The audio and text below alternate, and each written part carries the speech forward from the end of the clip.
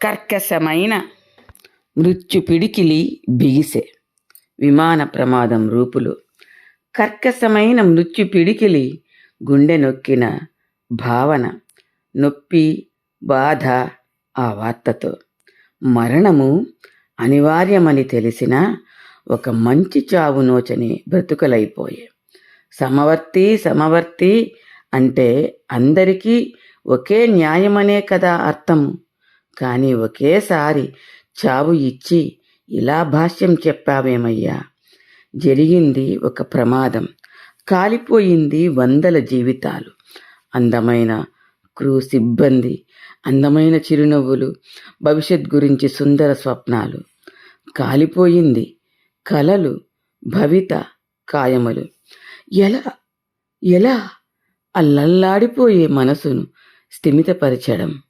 ఉరిమి మంగళం మీద పడ్డట్టు కాబోయే వైద్యుల మరణం.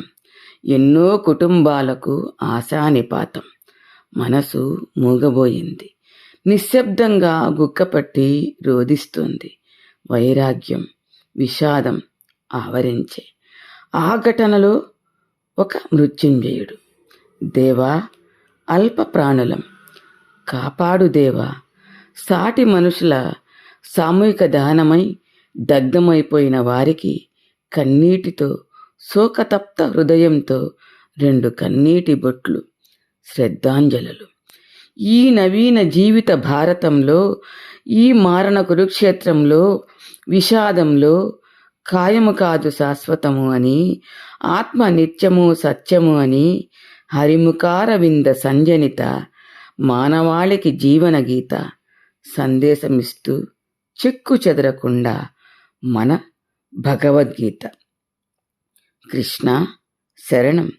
భగవద్గీత శరణం. జై భగవద్గీత.